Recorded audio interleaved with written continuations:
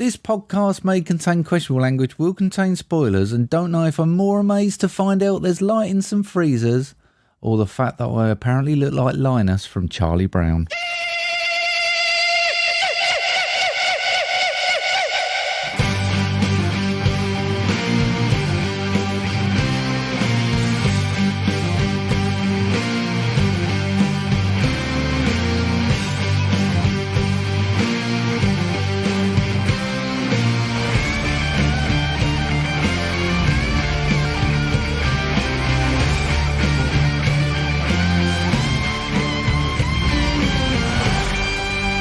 Hello everybody and welcome to episode 165 of MovieDrone. I'm in danger of being put down, Steve. I'm the healthiest person I know, Marc. I mean... It's a worry, isn't it? Now, Linus, yeah. I don't know if it was Linus. Is it Linus? I don't know, mate. I'm too young for Charlie Brown. The one that I meant when I referred to you as Linus, you know the one in Charlie Brown that has all the flies around them? Yes. The one, the smelly one. Oh, you described it very well, thanks. I don't know if it's Linus. That's the one that I mean, in case I've got the name wrong. Okay, well, I improv that. Clever, aren't I? Brilliant, yeah, well done. Tagged that. I was like, you cheeky bastard. Yeah, healthy, mate. Healthiest person I know at the moment. Everyone's infected. You probably are. Everyone's like, I've got this chest infection. The missus has picked up an infection. I've heard my nan's in bed at the moment. She's got an infection. Oh, no. Everyone's infected. There's me eating shit, living on Pro Plus, and just like drinking Red Bull to try and keep myself alive. Now, do you possibly think, though, that you might be patient zero, the infector? I'd like to think that's a possibility. Yeah, I mean... I'd be chuffed with myself if I was, mate, yeah. Yeah, you are maybe the infector of everybody. You are the cause of all the infections. Yeah, it's sad. Hence the Linus tag. Thanks, mate. How you feeling? Dull, innit? I've barely got any stories, mate. No, you're not? I ain't done fuck all. I've been Mummy Marc continues. So what you're saying is then that people who are mums that look after children don't do fuck all. Is that what you're saying? No, come on. I mean... Well, no, what I'm saying is people who are mums who have children don't have fucking chance to do fuck all because all they do is pick up shit. All they're doing is feeding people, picking up stuff for the third or fourth time. Exhausting, mate. It really is fucking exhausting. You do look like you've been pulled through a hedge backwards. You've got buttons on your shirt missing and undone. The most exciting part of my week, mate, was the fact I didn't have to do a dark or a whitewash. I did a lights. That was quite exciting. I gathered enough bits together to do a lights wash. Right. And I was like, I'm going to get the lights done tonight, hanging them out. Oh, my God. But she did say to me the weekend, she's like, this was before the infection struck. All right. Shall we have a nice meal tonight? Oh. I was like, okay. Yeah, she was like, should we order our favourite restaurant or one of our favourite restaurants? Rather than just a takeaway, we get a nice one. So I was like, yeah. So I got it's a Turkish restaurant. So I got a nice lamb sheesh. I could still hear it rustling in the box, mate. That weren't dead, that thing. Really? Yeah, that weren't dead. That was still beating. I like raw meat, rare meat. I love a bit of rare meat. Right. But that had seen the cooker thing and got scared and jumped in the box. Did you send it back? No, I just fed it to George. He loved it. He loved it, mate. It was like his birthday had come early. He's like, mate, yeah. And he was eating it. He was munching. Lovely. Don't name the restaurant. I mean... I've not named them. I've not shamed them. I haven't gone on Facebook and gone, oh, it's all shit. I've just assumed they're busy. Like, they was doing really nice takeaways. They've now got the restaurant open. They're doing takeaways. They're probably trying to meet everything. Little oversight. I'll try it again next time. It'll be fine. They might be trying to cull the population. I mean, it was, it was just not for me that night. But I'm not going to name shame them. Okay. It's just, there we go. I've had superb food from them before. Okay. So just a little error. And you would have had the shits if you'd had that, probably. Yeah, probably. How's your week been then, Not mate? too bad, mate. It's a crane fly up there. Yeah? Crane fly. I've been... Do you want me to pull the legs off of it while you watch? You fucking don't, you fucking melt. I've been removing those delicately from my house all week. Right. They're sad, isn't they? We had a fight over a crane fly this week. Do you? Yeah, because the bigger one was like, crane fly? Yeah. want to get it out. So she cupped it in its hand, and the little one comes and claps her hands together. She was very upset about the demise of the crane fly, and he was very pleased with himself that he had done it in her hands. Fucking, that kid's killing you in the next fucking week or so if you don't feed him the right thing. I've got no question it could happen, mate. But yeah, the crane fly. Yeah, it's crane fly at the moment. Yeah. Time, isn't it? It's all fun, isn't it? Mate, injuries. Obviously, I've got a chest infection now. Another I've got a chest infection, one. after my cold. It's gone on my chest. So that's not so good. Obviously, I've got my knees, and I've got a marathon, haven't I? So I woke up the other day on Monday, couldn't move my arm. Arm was frozen, but couldn't move it above my shoulder. So I've worked out now I'm of the age where sleeping is one of the most dangerous things that I could possibly do. You wake up from a sleep injured. I had a fever the other night. I had to go and get a PCR test, coronavirus test. I thought I had fucking pox again. Yeah. And so not good. Sleeping, not going to do it. No? No. Not good. Is that why old people get up at 4 o'clock and go, make the best of the day? Yeah, I think so. A cup of tea, I'm going to make the best of the day. Because they've not woken up with like a fucking frozen shoulder and shit. Yeah, that's exactly it. That's exactly it. I think I'm at that age. And you're Ralph sitting, mate. I am. I'm looking forward to it, mate. Well done. Thanks very much for that. I'm looking forward Are you to honestly looking forward to it? Yeah. Okay. Be nice to have a dog that moves around. I mean, I've got a couple of things, obviously, I want to warn you about. He's a bit bitey at the moment. Okay. A little bit of a bitey fucker. Okay. He will jump at you and probably just try and bite you. Okay. Apparently, it's my fault because I've been playing rough with him. Yeah. And so apparently, my fault. But he might do that. He does booby trap poos.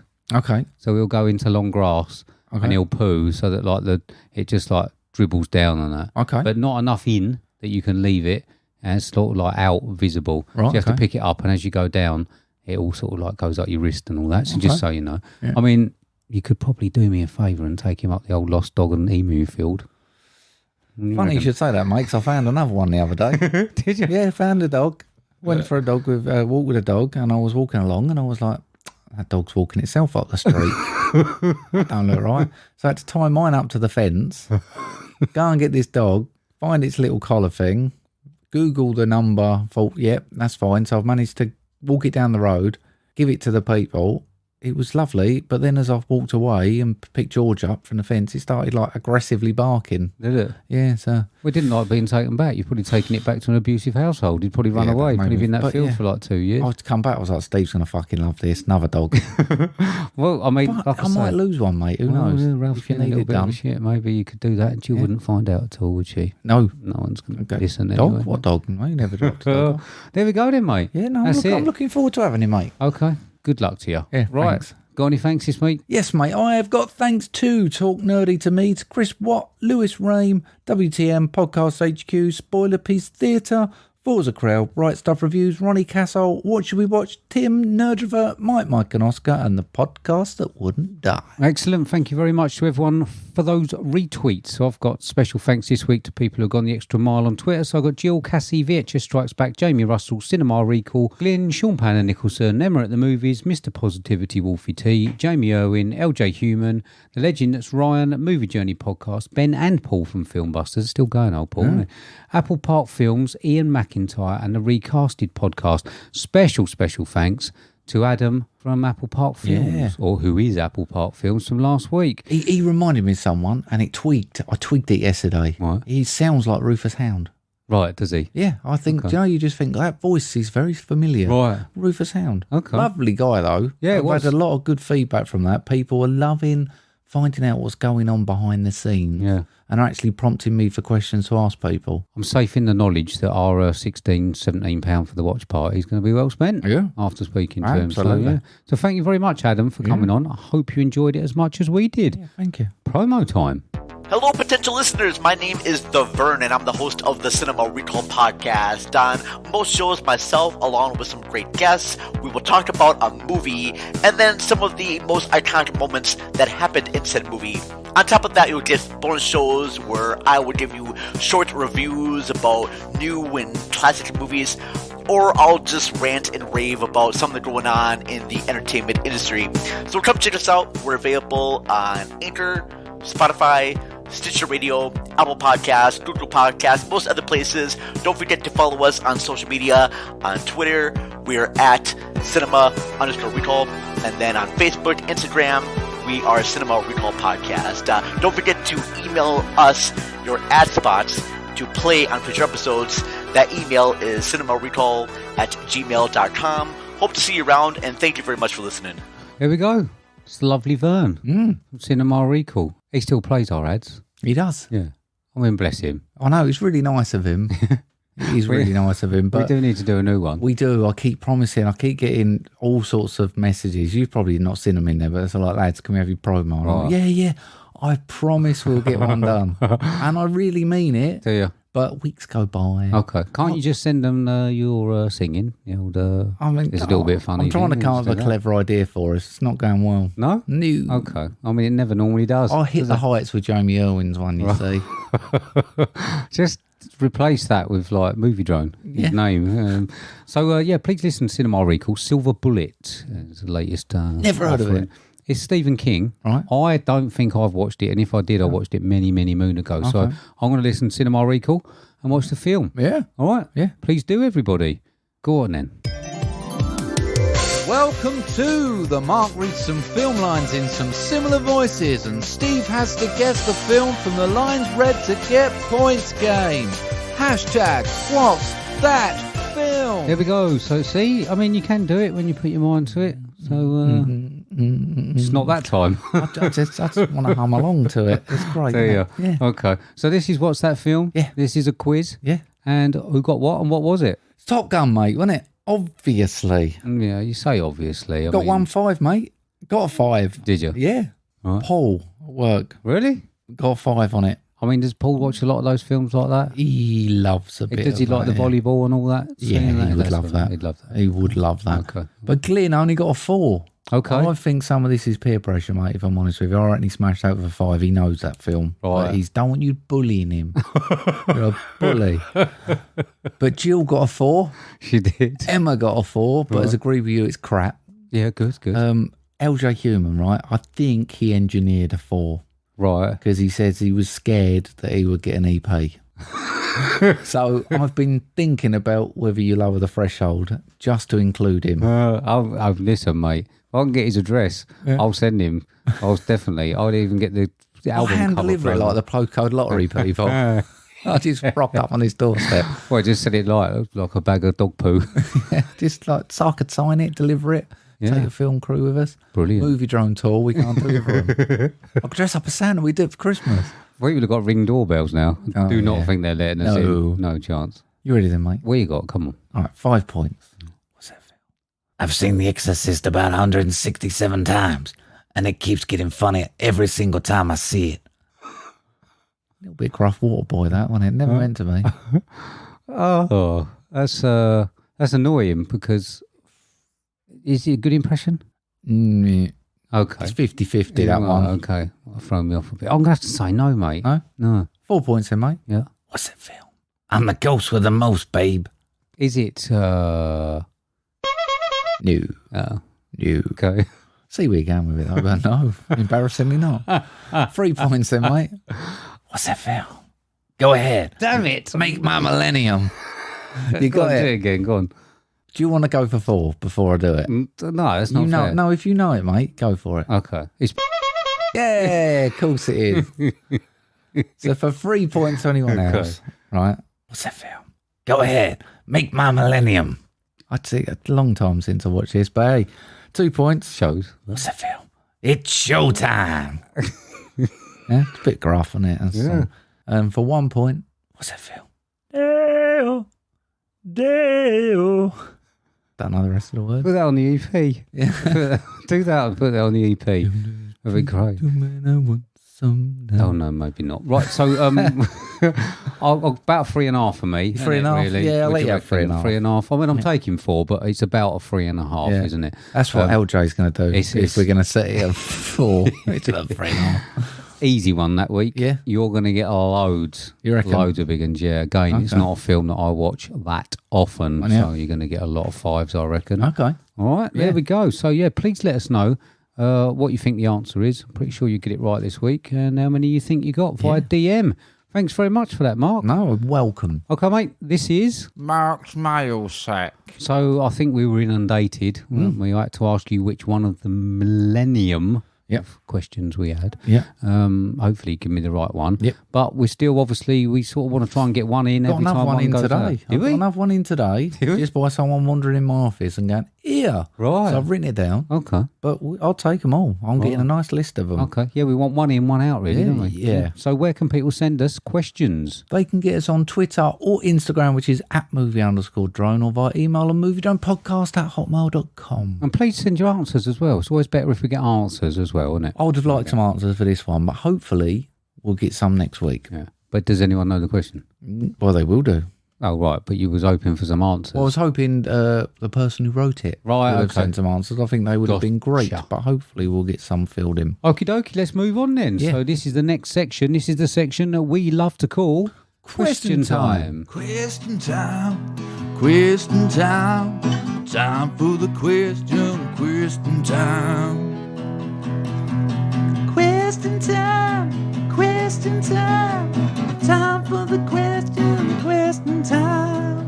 And there we go. So we have had a question in. I think it was the second one in out of the blocks, wasn't it? And we've been waiting for this one for a few episodes. Yeah. Who's it from and what's it about? It's a good one, mate. From Adam to a Penny. Great on our Dream Warriors episode. Dream Warriors, yeah. It keeps popping up on the old Twitter, doesn't it? I know. A lot of people doing it and talking about it. Yeah, I'm surprised. Sean's working through them all. Never seen them. He said it's his second favourite. Yeah. I didn't like it, did I? No. You're a fool. Fool, I tell you. But Adam says, you are making a new kids movie and you have some talking animals to give voices to. Who do you pick? And we got the choice, or we got the characters to choose. Sassy Cat, Squeamish Rabbit, Overconfident Mole, Not Sure How They're Still Alive Dodo, and a chameleon called Keith. Genius, mate. I mean, this has got so many things going against it for me. Not a great fan of kids' TV and films, and I've not got a great imagination, so it's not really that good. Such a great question. I was excited when this come through. Yeah. I struggled. Loved it. I struggled. Who you got for Sassy Cat then, mate? I have got, based on their character from The Fifth Element, Ruby Rod, Chris Tucker. Oh, okay. That's a good one. Thanks. That's a good one. Is it? Yeah. Okay. It is. Right. I went for Emma Stone. Right. I just think she could pull off, I'm going off the back of her sort of Cruellery character. Right. I think she could pull off that. Okay. I mean, I won that one. Yeah. Got to be honest. Okay. Yeah. So maybe we can make up the best 5 out of our 2. Sounds good. Brilliant. I'll let you have Chris Tucker. Okay. Right. Squeamish Rabbit then, mate. Yep. Who you got? Zooey Deschanel. Okay. All right. Yeah, all right.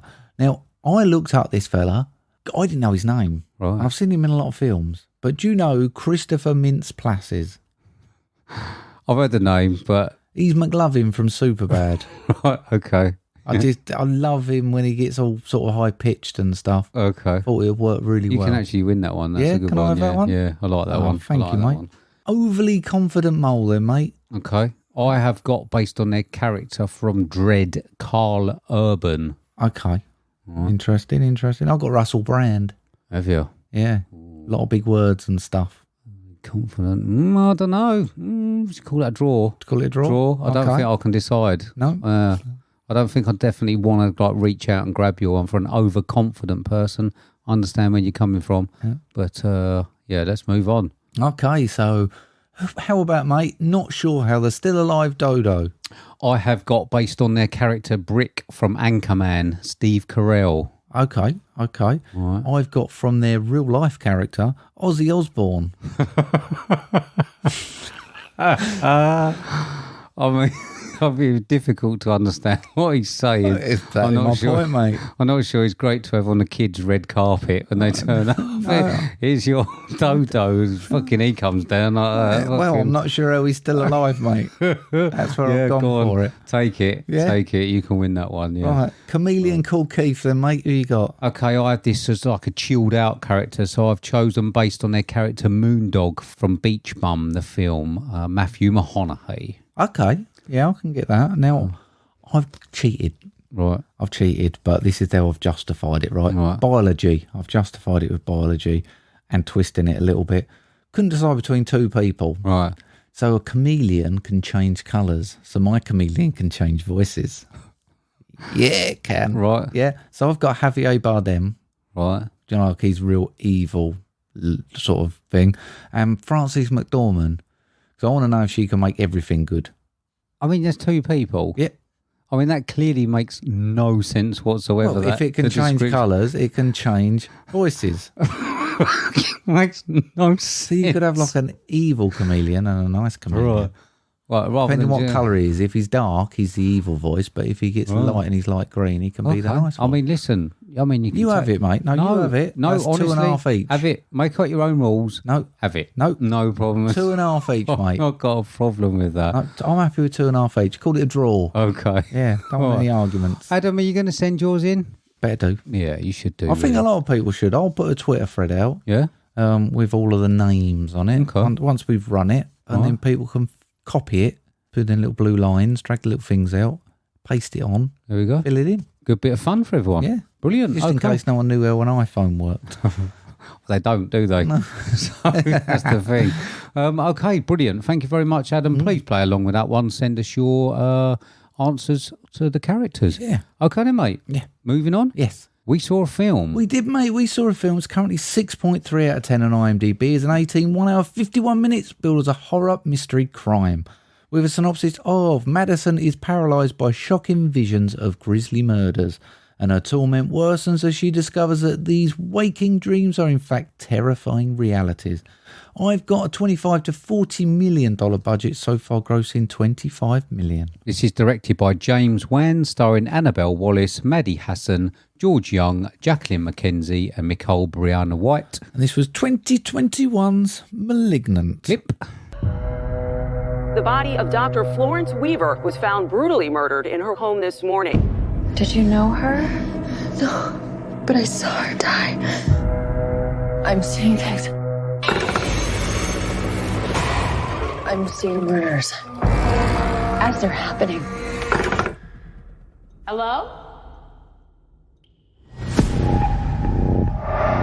He says his name is Gabriel. I think he's someone from my past.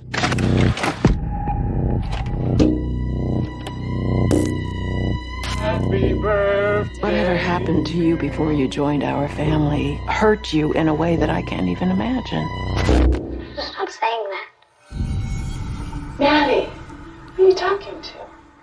Gabriel. Is he your imaginary friend? He's the devil. There we go. So this is a member of a cluster of films that has come out recently, horror films. It sort of came out a little bit out of nowhere, I think, didn't it? A little bit early. Yeah. Normally, like you hit October, they all start. They've all started seeping out in September. Seeping. Great word. James Wan's got quite a track record on the old horror, though, hasn't he? For your sort of horror. Yeah. So one I was excited about, mate. Yeah, was it? So Conjuring, Insidious. He's also done Fast and Furious 7, Aquaman, and that stuff. Always forgive him some stuff, can't we?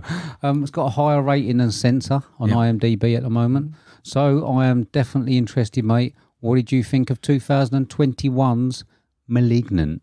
I thought it started, mate, as a pretty average, below average horror film, and then progressed into a really good old school vintage horror for me. I think it could have been really forgettable really easily, but I'm glad I stayed with it. And when I cover all the positives, remember that those positives are coming from the last 25 minutes. Right. In a little while. Yeah. Okay. I mean, I've got to be honest, I didn't really like the characters. And I would say that probably most of the way through it, not just the start, wasn't really that enamoured with the lead character, the actual portrayal. I thought that it was a bit weird. Obviously, they were like a, I know it's a horrible word, but like a trailer trash it's called, isn't it? Like living in that house. It didn't quite fit for me at the start. Wasn't quite sure about it. And I'm not quite sure that watching it, if you don't know anything about it, you are prepared for what ends up happening. Nope, not at all. No. I wasn't, but luckily for me, I loved it. It's confused the missus. And I think there's a lot of people that are not going to get it or particularly like it on the first watch. Right. And I think she's a prime example. She came out confused as it weren't what she expected. Right. But she has said to me since she wants to watch it again and she thinks she will enjoy it more. I mean, the opening scene certainly got enough. Well, did you? It was a bit B-movie, you're right, but there's not really that many well-known actors. I didn't really recognise many of them in it anyway. So, but I mean, it was a bit B-movie. The worst acting I've ever seen, and I've seen some B-movies. Yeah, but I liked the action sort of on it and the way that it sort of was full on from the start, and I did like the opening credits. Yeah. Thought the opening credits were great. Yeah. They reminded me of horror films that have gone before. Yeah. Certainly, obviously, with all the sort of cut-in scenes and stuff like that. Yeah. Which you get like 3 or 4 minutes into the film, don't you? Not like the true opening ones. But yeah, going back to Madison, I didn't like her as a character from the start. No, I get it, mate. She annoyed me mainly through the whole film because her face looked familiar. Right. Do you know when you're sitting there going, I fucking know you. I cannot think where I know you from. Oh, you're right. And then I remembered it was the wife from Green Street. So IMDb'd her, not her, mate. Right. But that's who I was convinced. I was like, your face looks so familiar. Apparently she's been in, I can't remember what one it was now, Annabelle or something. Right. But I was convinced it was her. And then when I did my dates back, I was like, well, it can't be because she looks a bit young. But yeah, not her, but she just looks really like her. I just didn't find her as someone that I was supposed to feel sorry for her. Yeah. And I just couldn't. Okay. I just couldn't feel sorry for her for some reason. Yeah. Just did not like her at all. So I suppose that reflects in what's happened to her up to now, isn't it? She's not really a warm, lovable. Yeah. She's had a lot of trauma. Don't get me wrong, you don't need to like her in order to enjoy the film. Yeah. It's not a necessity because of the way that it sort of goes later on. Now, bearing in mind that there obviously are spoilers in this that could very well ruin the enjoyment of the first watch of the film. I think it might make some people's enjoyment. Okay. I think if they're not expecting it, I suppose. Yeah, if you open your eyes to what's coming and just think, right, this is going to go batshit. Yeah. Because it goes from very, very average. And weirdly, after watching the final 25 minutes, I enjoyed the rest of the film more. I can't remember what film it was you gave me for homework once, but I remember thinking, it totally away from this, but I think it was the zombie one, Day of the Dead or whatever it is. I mean, I forget what zombie one I go over. Yeah, One Cut of the Dead. One Cut of the Dead. Yeah. And I hated the first part of the movie, but when I watched the second part of the movie, then I suddenly loved the first part. And to me, doing that, I realised what an ode to horror the opening scene was, in that I hated it when I watched it, but now I think he was trying to give it that proper B-movie shit feel. It had like a mad scientist sort of, like a reanimator or a basket case sort and lots of running from the camera and the camera coming and them sort of going underneath the shot. Well, that's interesting because the next thing that I've got is the interesting camera shots. Yeah. There was some, like, even the way when, just throwaway shots that were done so well. So when she thought there was someone at the door and it would like zoom up on the little eye hole. Yeah. And then sort of like go into it. Yeah. Totally pointless because there was no one there. Yeah. And it was like, it must have cost time to do. Yeah. But very interesting. My favourite one was when they were running through the house. Yeah. And they were filming it all from the top down level. Like a computer game. However, I don't think they made the best of it because she was sort of running around there on her own. Yeah. Whereas I thought that as a chase scene, that would have been much more utilised. Yeah. Right, brilliant, because you would have been able to see as they're catching up and stuff. Yeah. Even when they're not in the same corridor, you'd have been able to see them. Almost and I thought like it was Panic Room, I suppose. Yeah, and I thought it was a bit lost, but I really enjoyed that. And some of the sweeping shots from room to room. I was trying to work out how they was doing that scene because in my head, obviously, I've got a knowledge of working drawings and stuff like that, like ground floor. And when I'm looking at them, I'm trying to work out how it flows. So as they was going up, and I was thinking, that is such a clever set. And like you say, the camera shot that they got from it, possibly a bit wasted, but it was fucking good. I still thought it was good, and I still thought it was very noticeable. I just was longing for, afterwards, I just thought, do you know what? I was longing for that to be a chase scene rather than Earth running away from something that you couldn't see. Just because you could see how close it was getting good in the Halloween Kills or something like that, wouldn't it? A scene like that, so you could actually see Jason or people like that coming. It just seems like it spent money and time, but they didn't fully utilise it. When I said Jason, I meant Michael. You say tomato, I say tomato, and all that. Yeah, score. Yeah, score was weird. I couldn't place the fact that I knew this type of score from something, and I still can't. Okay. The style of score, it was, I don't know, it didn't seem to match, but it seemed to work. Didn't seem to match what the film was about, but it did seem to work. And I just can't match where I've heard that sort of score before and what genre of horror I've heard it before. I actually commented to the missus that it just didn't seem to work for me. Right, okay. and then it become very non-noticeable. Right. So I first had an issue with it, and then I was like, actually, I didn't notice that again. So again, I think it was the beginning and around the house. Right. That I have issues, but I think he's done all this really cleverly to sort of throw you off and to make you feel uneasy and to show these gaps. I think it's all calculated. Right. I think he's clever enough to do that. Yeah. Oh, he's certainly a good... I mean, it doesn't make films that I really love. I mean, even like the Aquaman, I didn't particularly like it. And I know that you're more fond of the Conjuring ones. And Saw, he did, which obviously is... I thought this had aspects of Saw in it, especially like the police chase underground. Right. And certain points like that. I thought it had an eerie feeling on like some of them underground tunnel chases and bits like that. Is that true about Seattle? Yes. Is it? Yes. Blew my mind. Yeah. Apparently that's an actual tourist attraction. Is it? Yeah. Yeah. Yeah. Blew my mind. We've got a lot sort of in London underground, haven't we? Like old underground stations and all that, but not like a whole fucking city. No. I really want to go and have a look at that. Me too. Looked a bit creepy. Yeah. Obviously, wouldn't want to get stuck down there. I imagine there is quite a few. I mean, you would probably imagine the ghosts, but we know there's no such thing. Exactly. Yeah, but yeah, like I say, it looked really good. Podcast down there, mate. Amazing, isn't it? Business trip, basically. Just saying. Tax deductible, isn't it? But as the story progresses, I got a little bit, and we're going back to me being a little bit thick, a little bit ill, not really getting with it at the moment. It did tie me in knots a little bit. Okay. So I started to, I thought that the idea of her freezing and obviously the CGI coming, we'll talk about that in a minute. I thought that idea was really good. Yeah. I did really like that, the fact that she was frozen and she was actually ended up in sort of bed with the next victim or whatever, and she watched the murders. However, as it went on and we learned a bit more about Gabriel, again, that we get to in a minute, I did lose my way a little bit as to how it could work and how phone calls were happening and stuff like that. Yeah. And I do think it's me. Yeah. I do.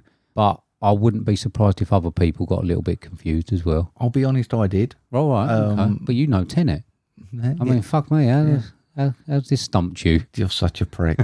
But there's certain points where I want to go back and look and work the clues out. Right. I need to see it again. I think I was like a magician with sleight of hand.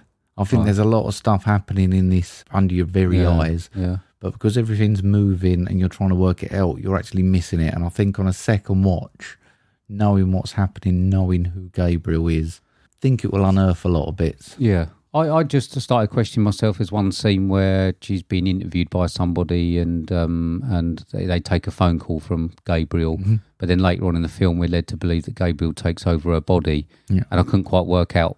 Yeah. I lost track of how could he phone her if he was. I think there might be a few holes in there somewhere. Yeah, okay. Maybe that's good then. Good to know. I was like ready to give it all in because I was being fucking thick as shit. No. I like the fact that Gabriel went after all the doctors and things. Yeah. All that added. The murders. Yeah. Pretty graphic. Yeah, it was pretty brutal. Again, I was happy that this was an 18. It's an 18, is it? Yeah. Okay. I think this could have been one of them when they was like made it for a slightly sort of cleaner audience and thinking, right, okay, we'll get a 15, we'll get more people in. But to go for it on an 18, I thought there was some pretty brutal deaths in it. I don't know if you've researched about it being made. This has the feel for me of a film that he's had written for a long time. And he's been delayed in making Aquaman 2 and stuff because of the pandemic problems and stuff. I know a lot of the big films were put on hold. And it just seems like he's gone, do you know what? I've got a bit of time, I can make this. Yeah. And he's done it. That's what it has. It seems like a passion project to me. To me, it just feels like an ode to horror. Right. I think there's a lot of subtle bits and pieces in there that he's put in. And it's almost like a little love letter to the genre he likes. It's how I'm taking it. I could be going a bit too deep, but I just think there's so many little nods as it goes along. Yeah. And especially, I mean, you mentioned the CGI.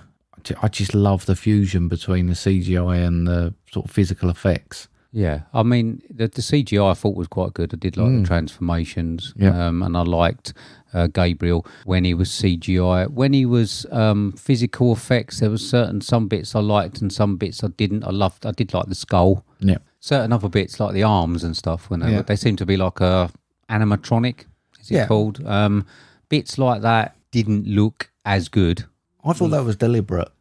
Did you? I think the way... I was going to say a few extra quid might have made it a little bit more smooth. I don't think they went low on budget, but I just... Part of me thinks it's deliberate. Like, when I watched the first scene, I thought it was shit, and they was doing these camera angles where people were disappearing under the lens and holding their hands out and screaming.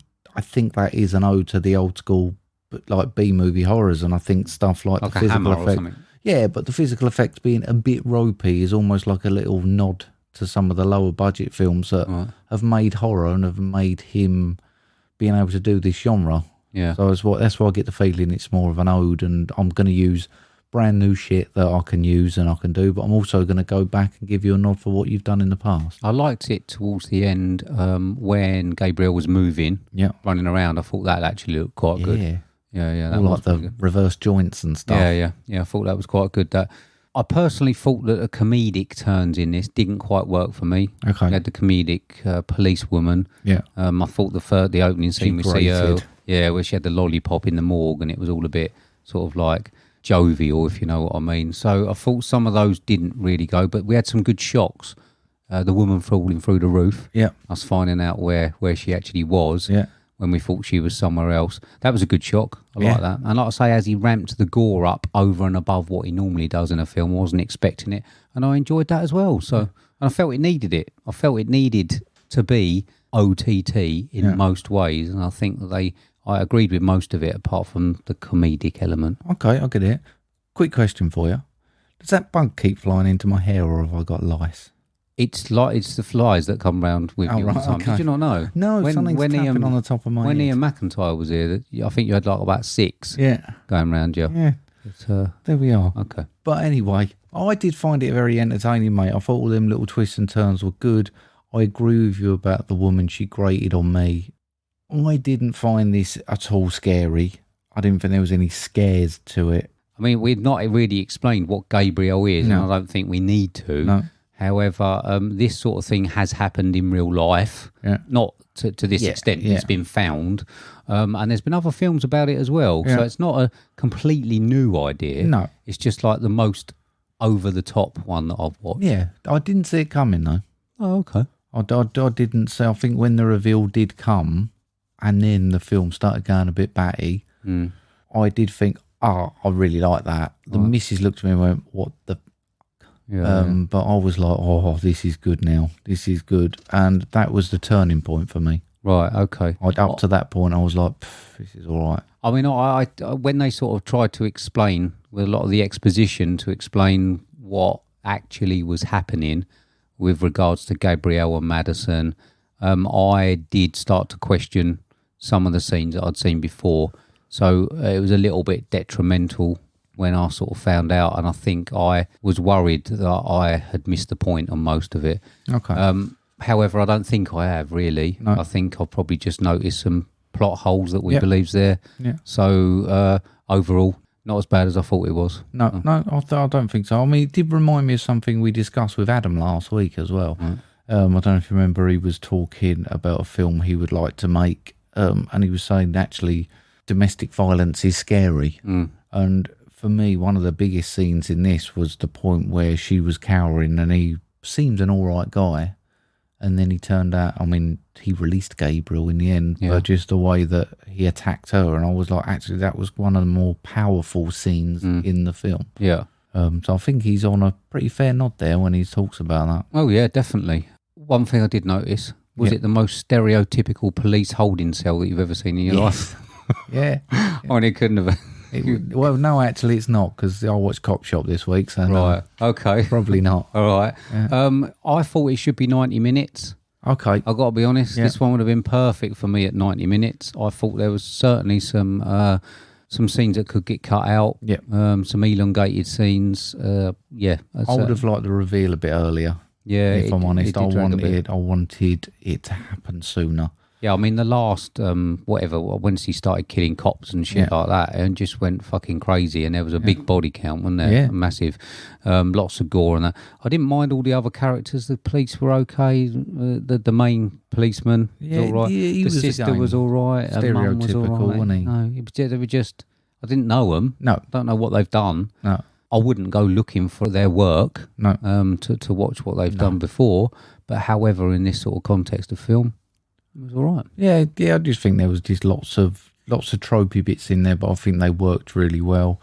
Like I think like the cop who went running for underground and then carried on going for all these creepy, shitty places rather than sort of just going, they've got away. Yeah, there was a lot of scenes that just did go a bit too long, I thought, and could have got cut out. I just perfect for me, 90-minute job, in and out. A little bit disappointed. It was like 1 hour, 50 minutes or whatever. Clever idea, though. Yeah. I mean, everything just ramps up at the end. The end is just like so... I mean, it's just breathless, isn't it?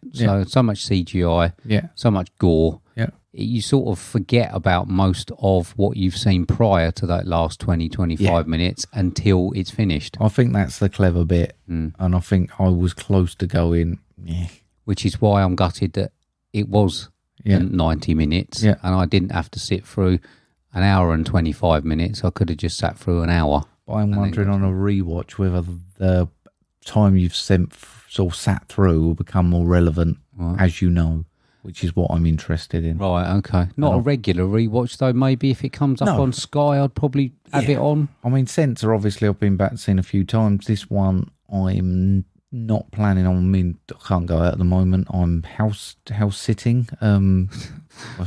House sitting? Well, I'm looking after the missus. Housebound, but I'd like to go back and see it. But as soon as it's available, I will watch it again because I want to know. I think I'm going to get the same feeling I did with Censor, where I understand it a bit more. Right. So it could go up on the second watch. Okay. There we go. Are we going to score this now? Are we done, are we? Final ramblings, mate. Okay. I wanted the rest of the film to have the impact of the final 25 minutes and don't think it will go down as a classic. But I had a lot of fun with it. Great way to start off. We had a double header at the cinema before we did this. I thought it was going to be 2 films in the dark, full belly, dangerous, but I stayed with it, kept awake, and the jolt that it gave me when it went batshit was worth it. And I've got 76. Have you? Yeah. Oh, still quite high. Do you honestly think that you would want to keep up the intensity of the last 25 minutes for an hour and 50 minutes? Not for the whole film, but the impact, not necessarily the intensity, but just that impact. I just thought it saved a lot, and I wanted that spread. I just think that it's a film that knows its limits. Yeah. And I don't think it could stretch that. Well, perhaps you're right there, mate. Perhaps if I hacked 25 minutes off of it, it might work better. Yeah, slightly. Okay. I mean, I've got schlock, just what I needed at the time. I've got 66. Okay. It's not a bad score for me. It's not a bad score for you. It's sort of in between the horrors, really, for me. Yeah. It's a bit too sort of supernaturally, if you know what I mean, but it had enough gore and all that I quite liked it. Cool. Bits I liked, bits I didn't, Cool for you, mate. Yeah. Cool for you. Well, we've got obviously my sort of horror coming up soon, haven't we, with Halloween Kills. I'm hoping that is exactly what I'm after. Okay. There we go. You watched anything else then, mate? Quite a few, mate. Quite a few. Forgetting Sarah Marshall. Right. Forgot how funny that was. Honestly, I haven't seen it for a long time and I loved it. Mia Kunis as well. Yeah, 83 on that. It was so much fun. Watch Black Widow again. Oh, right. I think it's exactly the same as where I had it. I can't remember where I had it. It hasn't got any better, hasn't got any worse. It was very watchable. Cop Shop. What do you want to watch it? It was good. It was good. I've got 69 on it. Right. It started really good. Then it had a dead 20 minutes. Right. Then it kicked off again. One of the best characters ever on film. I think he was so funny. Right. But it was definitely worth a watch. I watched the Wicked Wild Wild West. Wicked Wild Wild West. So Wild Wild West. Yeah, okay. Yeah, 65. I like that. A lot of people hate it. I think it's fun. Okay. Green Mile, mate, 80. Right. Green Mile, mate, 90. Need to learn to read my numbers. Gunpowder Milkshake. Okay. 36. Didn't like that, no? Not a fan. Don't buy Karen Gillan or whatever her name is. As the thing. I watched Coda. Yeah. 90. Loved it, mate. Loved it. And then the worst film I've seen for a long time. Had a bit of a meltdown in the week with the little one. She couldn't come down to watch a film because Mrs. was not well. So I said, right, we'll make it extra special. I'll get a pizza in. We'll sit and eat pizza. I'll get you some chocolate ice cream. You can choose the film you want to watch. Anything. I'm not going to tell you what you can watch this week. You can choose it. She chose the new 2021 Cinderella with Camila Cabello in it. I've heard that's bad. Oh, mate, it's bad. Is it? Oh, it's a musical as well. Is it? Piers Brosnan sings. It's bad, but, right, Dino's in it. I mean, I don't care. But, right. Yeah. Okay, so you got James Corden, because he's going to be, couldn't watch it. Right. Ramesh Ranganathan. Right. Rob Beckett. Right. And James Acaster. They were the highlight for me. I mean, I imagine hopefully we're given something to work with. Yeah, little something, not a lot, but I mean, it got it up to 12. All right. Okay. Brilliant. Bad.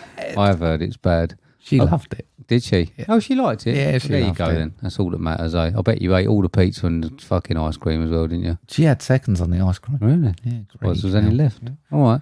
So I watched Cobra. Okay. Sylvester Stallone. All right. 65. Yeah. Do like a bit of that. Okay. Car in that is fucking magnificent. Yeah. I'd really like that. Wouldn't fit on our roads. But No. Gemini Man again. Will Smith, yeah. CGI weird in that, isn't it? Yeah. Weird. 35 on that one.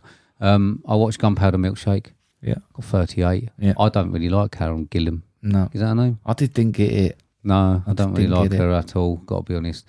And I watched Escape Room Tournament of Champions. Okay. 22. Yeah. Fucking end is just appalling, isn't it? It is Like just an a evil carbon mastermind, isn't it, at the end? Yeah. Yeah, dog shit. Yeah. Couldn't really... I mean, I like the rooms. Yeah. Don't get me wrong. It's exactly the same as the first one, mate. Yeah. Great room, shit I'd like room. to play the game. I'd like to play the rooms without the death. Yeah. I think that'd be good. Yeah. But yeah, other than that, put them in it. Yeah. All right. Well done, mate. Yeah. Well done. Enjoyed that. Yeah, good. Okay, do you want to move on? Yes. This is the next section. This is the section that we have to call Homework.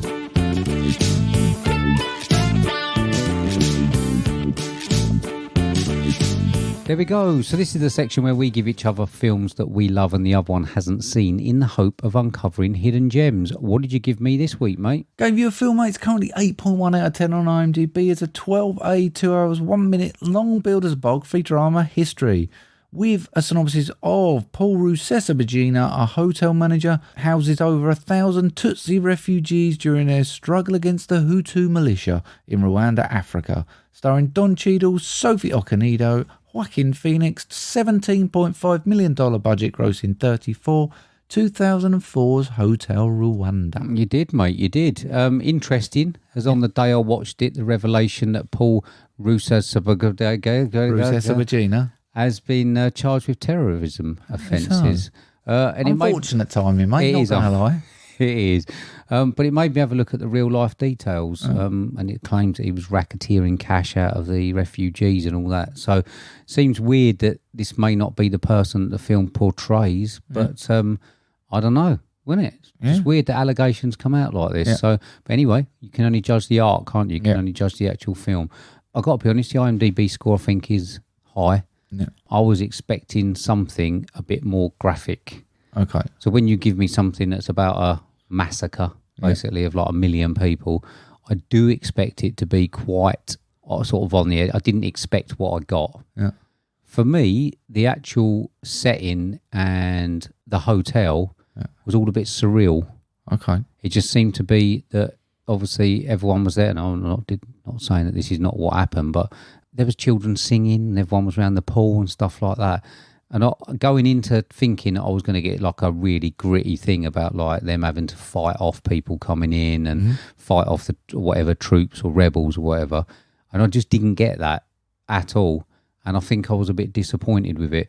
Didn't really buy Don Cheadle as a Rwandan. Okay. Which I'm a little bit annoyed with because I like Don Cheadle. Yeah. I think he's pretty good. I'm not quite sure whether it was the accent or just the fact that... Many Rwandans to compare him to? There was a lot on the fucking film, do you know what I mean, who looked Rwandan. He just looked out of place, if you know what I mean, based on the other people, the actual Rwandans. I like the way that you can feel the tension building. Yeah. You can certainly feel it building, but when it gets to a plateau, it just stops. Okay. And I just found that like then it just becomes, as I said, this like surreal view of this, almost felt like a fully functioning hotel still throughout it. And I found it difficult to get invested in their circumstance, apart from a couple of scenes, the machete scene, which was the film taken by underused Joaquin Phoenix. Yeah. I thought that there was a sub-story about him going off into the jungle or whatever and finding more footage that could have happened that just wasn't. He was there, and I don't know if he was actually big at that time or what, whether he was sort of starting out or whether he'd made a lot. So and when they were driving over the body scene, those are the two scenes that I found quite interesting and quite shocking. Yeah. More of them, and I'd have been more invested in it, I think.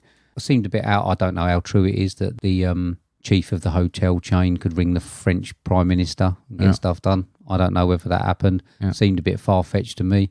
So this is why I was worried about whether it was truthful or not when things like that happen. Yep. You tell me whether that's true or not, or maybe someone I don't know too much about that one. But it was just getting interested because they just got invaded, hadn't they? It's the first time the troops or the rebels or whoever it was, the Hutus, had gone into the hotel, and you thought, oh, here we go, they're going to line some people up and they're going to shoot them and that, and then one phone call done and they just all go. Yeah. I don't understand all the politics and that around it, but it didn't make a good film.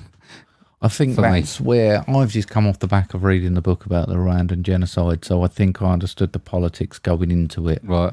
Which did give me a head start, because I think I may have been a little bit lost at points. Yeah.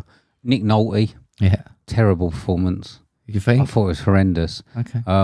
It doesn't paint a great picture of the UN. I know that the UN in movies are always portrayed as this like weak, because they're just peacekeepers, aren't they? That's pretty much what they was, mate. No, I know, I get it. But other than the scene where it just seemed to have this funny tone to his performance that I found almost comical in places. The best scene is when he was defending the convoy. I thought he was really able to do something then. The rest of the time, it's difficult to say whether he's just playing a UN person and that's what they're like, but really didn't buy the performance, didn't like that at all, unfortunately. And the overall feel of the movie, I don't think told me the important story of the massacre. Now, I know that it's a story about the hotel, isn't it? Mm-hmm. Yeah. However, based around the fact that it was set during this massacre, I wanted a story about the massacre, and I think that's the problem. I don't think I was prepared for a story about a hotel where people were singing round a pool and drinking beer whilst it was going on. So I think I slightly missed the point on this first watch. Okay. So I don't think I should be bored about watching a film about this subject matter, but unfortunately I was. Okay. Just missed the point. Okay. Missed the point of what the film was about. Fair dues. I think there's a bigger story to tell. I mean, I got 48. Okay. I think 8.1's high anyway. IMDb. I don't think I'd put it up that high. No. And I wanted to like it with, like I say, I like Nick Nolte, I like Don Cheadle, I like films about massacres. It just wasn't, any of it wasn't the best one, I don't think. I'd probably put this mid to late 70s. I don't think I'd break it into the 80s, but I did like it. Okay. Sorry about that, mate. No, that's fine, mate. All right, so I gave you a 2008 film directed by Jean-Francois Richet, starring Vincent Cassel. This part had a 113-minute runtime with a budget of $50 million, taking 46.3 at the box office, 7.5 on IMDb, 82% on Rotten Tomatoes, with a synopsis of the story of the notorious French gangster Jacques Marine, with the focus on his life before the early 1970s and the events that led him to being declared public enemy number one in France. I gave you part one of a two-parter, Mesrine, Killer Instinct. You did, mate. Yeah. His films actually amazed me for one thing. Right. The main thing I've taken from this is my missus refuses to watch subtitles films. Really? Hates the subtitles. She's dyslexic. Right, so she struggles to keep up. Sense. Just sort of trying to read and keep up and keep on with the story. But she was gripped, mate. Really? She was gripped. She's the first subtitle film I've ever seen her enjoy. Maybe she liked Bracco. And she was actually badgering me. Leave Bracco out of this. But she was badgering me to watch the second part. Really? Yeah, she was like, we put no second one on. But Vincent Cassel, mate, pretty special, isn't it? Yeah. Really, really good. Masterclass, Yeah. I'm going to say. He was great. Yeah. He was really good. Thought all the cast were really good, actually. I love a bit of Gerard Depardieu. His part was really good. His death shocked me. I was like, oh my God, he's dead. But he was good. And I like saying his name. Oh, there we are. I think this is a good, solid gangster flick, mate. but with some really clever dialogue in it. But he was ultimately a blundering bank robber, wasn't he? Yeah. He's not a proper gangster, No. but he... he's lived a life. He's lived a hell of a life, yeah. He did live a life. And he took a lot of bullets, but he's good at escaping shit. So, 50-50. Could you imagine like living like that, where you just like, where you don't give a shit? You know what I mean? Like, I'm going to try and escape from prison. I could very well die, but I could very well get out. But I'm not going to be in here. Do you know what I mean? Imagine if everybody was like that. It sounds like me in Port Work, it would be like in the prisons. Occasionally me in Port Work, it might be a Tuesday afternoon or these things. When I take the other one, I go, I couldn't give less of a fuck, mate. And one of us is just go on the rebellion. So it's just like, it's nice. I mean, you're actually describing yourself as Mesrine. Yes. Oh, yeah, okay. That's pretty much what I'm saying.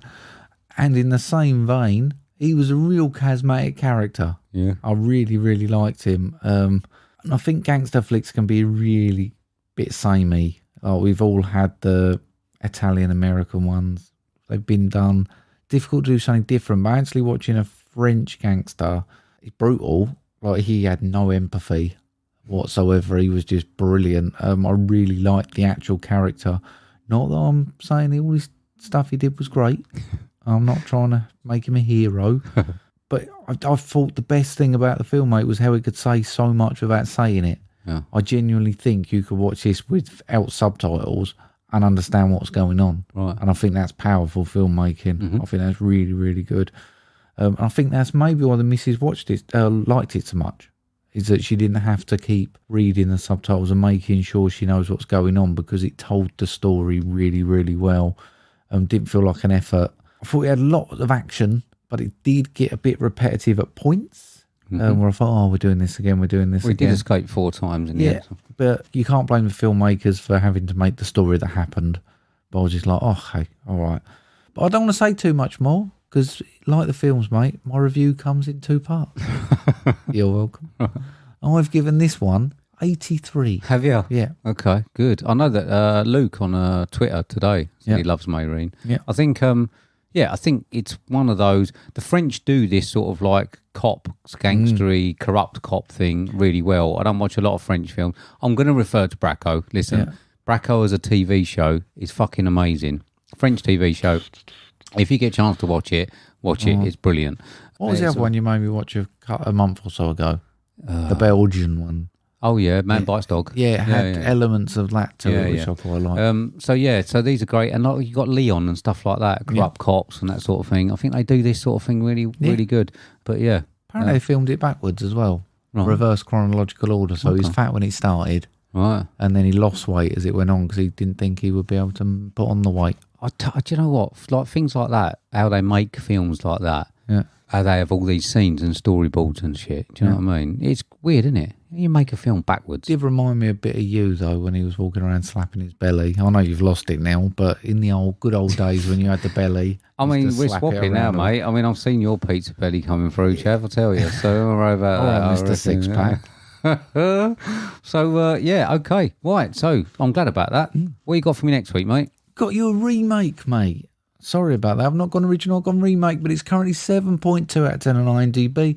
15, 2 hours, 13 minutes long, billed as an adventure biography crime. With a synopsis of: wrongfully convicted for murder, Henri Charrière forms an unlikely friendship with a fellow inmate and quirky convicted counterfeit, Louis Daguerre, in an attempt to escape from the notorious penal colony on Devil's Island. Starring Charlie Hunnam, Christopher Fairbank and Rami Malek. $12 million budget, grossing $10 million. This was 2017's Papillon. Okay. Remake. Yeah. Yeah, okay. Right, I mean, I've not seen the remake. No. So there we go. I mean, I don't know whether it's... I hadn't even seen any reviews or anything. No. Didn't even know they'd remade it. Okay. Got to be honest. Nor did I noticed it once. Probably didn't even realise it was a remake. Okay then, mate, I'll watch that. So my one, on IMDb or where we get our stuff from, it doesn't separate Mesrine 1 and 2 for the box office and the synopsis. Ah. So it's exactly the same. Yeah. So I'm giving you part 2 in the Mesrine saga. Oh, shock. 2008's Mesrine Public Enemy #1. Ooh. And I should just cut and paste what I read out before into that. All right. Cool. Okay. Yeah. There we go. So hopefully Cassie will enjoy that and you as well. Brilliant. Right. Enjoyed that. Yeah. Next week then, mate. Yep. We didn't know what to do, did we? No. We have these conversations where we're like, let's just think of something to do. And we came up with this fucking loose thing of 2 films that are to do with running. Homage to you, mate. They're not even to do with running. No, but they're an homage to your marathon thing. So one had marathon in it and one had running in it. So we got the marathon man versus the running man. Okay. At the moment. It'll be over by the time you hear this. But at the moment it's running. And I set it, mate, for 26.4 hours. Did you? Yeah. Great. Okay. Clever, and I mean, go on then. Yes. Yeah. Thanks. Brilliant. Okay. So it'll either be the running man or it'll be marathon man. Yeah. Neither have got anything to do really with a race. Oh. Maybe a race against time. There we are. So please, there's no point in saying vote. No point. It's don't bother voting. It's all done. It's all done. So you'll get what you're given. So there you go then, mate. Right. Do you want to reiterate how people can get us on social media? Yes, they can get us on Twitter or Instagram, which is @movie_drone, or via email on moviedronepodcast@hotmail.com. They can indeed. Please do, with all your questions and stuff like that. So, okay then, mate. Right. I might see you next week. Good luck, mate. Thanks. Depends. All 26.4 of those miles. Yeah, it depends whether I get round. Yeah. Doesn't it? But hopefully I'll be able to breathe. Yeah. I'll be able to move my arms. And don't forget your puffer. No, I'll take all that. And your gel packs. I'm set, mate. Yeah. Don't panic. I'm all good. You've got 4 miles. I've got to take my 0.7 glycogen gel pack. It's every 5 kilometres, but that's fine. Yeah. All right. Don't worry, I'm set. Hopefully I'll be back. I won't be able to walk, but hopefully I'll be back. So you're running it in Imperial, but you're going to take your thingy packs in metric, yeah? No, I'm running it in metric. All right. So I know exactly how many kms are in a marathon then? 42. Oh, I should have done it on 42 hours then. So now if we was doing it metric. It doesn't matter. Who cares? It don't matter. Let myself down now. Okay then. Yeah. Right. I mean, we're done? We're done. Okay then, mate. Thank you very much, everybody, for listening. Say goodbye then, Marc. Goodbye then, Marc. See you later, everybody. Bye. Bye.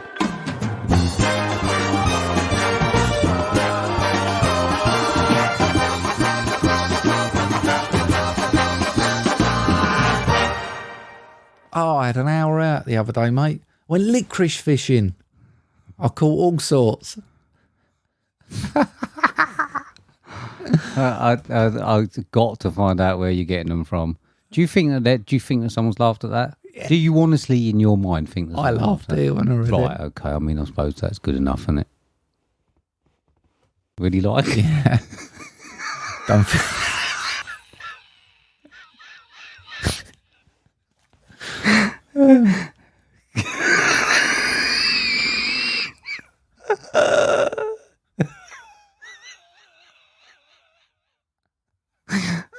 Can you not?